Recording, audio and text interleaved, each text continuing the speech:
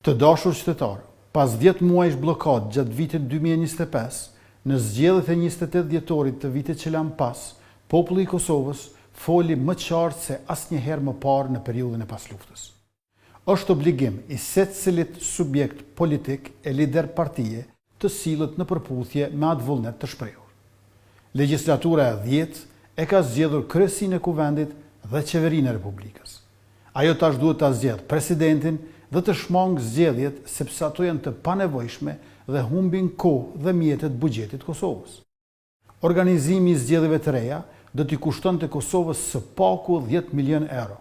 Mandej, për shkak të mungesës së funksionimit të kuvendit, do të humbisnim shumë 10 miliona euro të tjerë nga bashkësia ndërkombëtare, ndërkohë që rezultatet e zgjedhjeve të sërishme do të mund të ishin pak a shumë të parafërta me ato ekzistuese.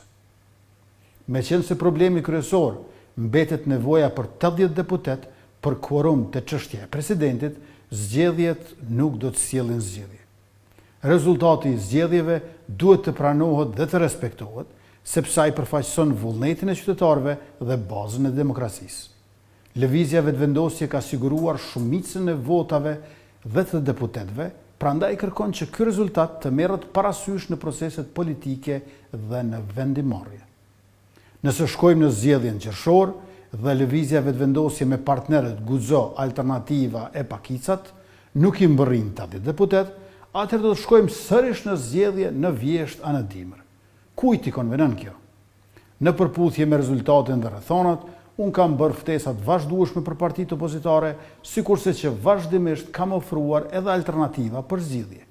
Deri më tani pa sukses. Kam bërë ofertë për bashkëqeverisje me Lidhjen Demokratike të Kosovës. Kjo ofertë përfshinte postin e zëvendës kryeministrit dhe 4 ministri. U refuzua. Kam propozuar edhe një alternativë tjetër, ndërrimin e pozitave mes kryetarit dhe nënkryetarit kuvendit, Lidhja Demokratike e Kosovës të merrte pozitën e kryetarit kuvendit, kryetaria aktuale të bëhej nënkryetare, e me këtë rast lëvizja vetëvendosje nuk do t'i kishte 3 pozitat e larta shtetërore siç ankoheshin deri më tani. U refuzua edhe kjo. Kam bërë një ofertë konkrete edhe ndaj Partisë Demokratike të Kosovës për të zhbllokuar situatën politike. Në këtë ofertë propozova një rokad mes kryetares aktuale Haxhiu dhe përfaqësuesve të PDK-s, ku PDK mund të marrë pozitën e kryetarit kuvendit.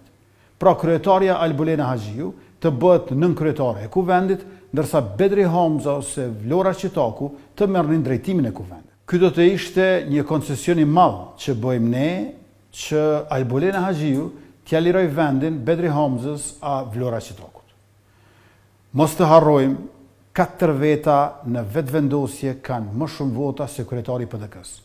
Përveç meje, edhe Glau Konjufca, Albulena Haxhiu, si dhe Hekran Murati, i cili po ashtu ka më shumë vota se sa Bedri Hamza. Ndërkaq nëse e krahasojmë me LDK-n, 10 veta nga lëvizja vetëvendosje janë më të votuar se sa kryetari i LDK-s. Të dashur qytetar, Republika e Kosovës ka nevojë për mbarvajtje të institucioneve dhe stabilitet institucional. Ne kemi shkuar me kandidat nga subjekti ynë kur ndodheshim fare pranë mesnatës ndërmjet 5 dhe 6 marsit me kandidatin e parë dhe të dytë, vetëm pasi nuk arritëm në një kandidat konsensual dhe vetëm pasi nuk kishte asnjë propozim të vetëm nga ana e subjekteve opozitare. Propozuam kandidatin Glau Konjufca, i cili është njeriu i dytë më i votuar në historinë e Kosovës, dhe doktoreshën Fatmira Mulhaxha Kolçaku. Mbi të gjitha, sërish u ofrua edhe një zgjidhje tjetër, ku vetë zotri Konjufca deklaroi se mund të tërhiqet nëse paraqitet një figurë konsensuale.